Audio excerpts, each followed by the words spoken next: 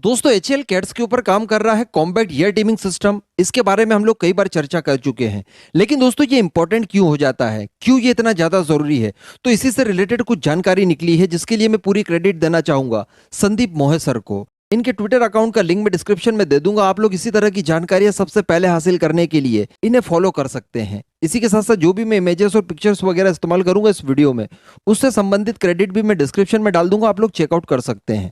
मैं आपको बता दूं कि जब हमारा कैट्स पूरी तरह से कंप्लीट हो जाएगा, इसके सारे कंपोनेंट्स तैयार हो जाएंगे, इसके सारे हथियार तैयार हो जाएंगे, और जब ये एक टीम के तौर पर किसी भी एरिया में स्ट्राइक करने के लिए जब घुसेगा तो ये अपने आप में बहुत कैपेबल होगा। ये न केवल दुश्मन के ऊपर अटैक कर पाएगा बल्कि दुश्मन के एयर डिफेंस सिस्टम्स, उसके रडार सिस्टम्स, इन सभी को भी डिस्ट्रॉय कर देगा। और दुश्मन के लगभग हर चाल का जवाब देने के लिए ये कैट्स अपने आप में ही बहुत ज्यादा कैपेबल होगा। क्योंकि मैं आपको बता दूं कि ये पूरा एक पैकेज है जिसमें सभी तरह के हथियार होंगे। तो इसमें किस किस तरह के हथियार होंगे, किनका क्या काम होगा, ये मैं आपको सारा कुछ डिटेल में बताने वाला हूं। तो आप इस वीडियो को एकदम इत्मीनान से एंड तक जरूर देखते रहिएगा। और एचएएल के हौसला अफजाई के लिए नीचे कमेंट बॉक्स में जय हिंद तो लिख दीजिएगा यार। अब दोस्तों शुरुआत करते हैं पहले हथियार से जो कैट्स में शामिल होगा। इसे कहा जाता है अल्फा एस।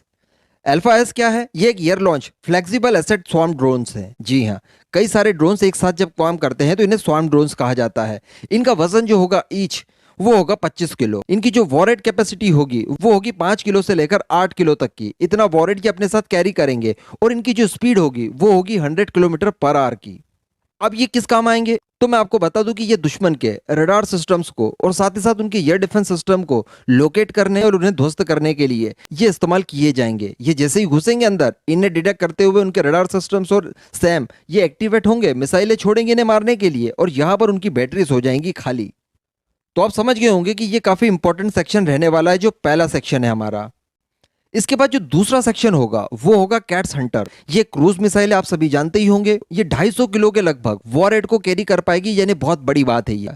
इसे पावर दिया जाएगा स्मॉल टर्बोफैन इंजन से। इसके बाद दोस्तों नंबर 3 पर आता है कैट्स वॉरियर। ये एक स्टील्थ लॉयल विंगमैन यूएवी होगा और इसे ऑपरेट किया जाएगा इसके मदरशिप से, जो कि होगा तेजस मैक्स।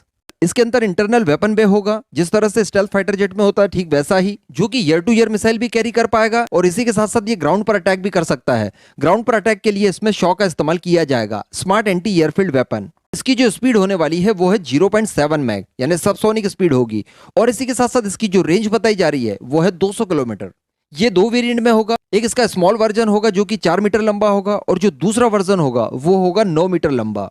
इसी के साथ साथ दोस्तों जो चौथी चीज इसमें इंपॉर्टेंट है वो है सूडो सैटेलाइट। ये 90 दिनों तक लगातार हवा में उड़ता रहेगा 66,000 फीट की ऊंचाई पर।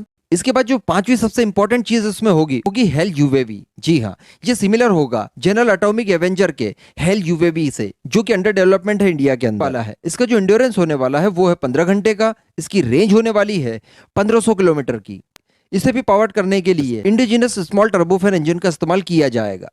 इसके बाद दोस्तों जो छठवीं सबसे इंपॉर्टेंट चीज होगी वो होगी ओमका।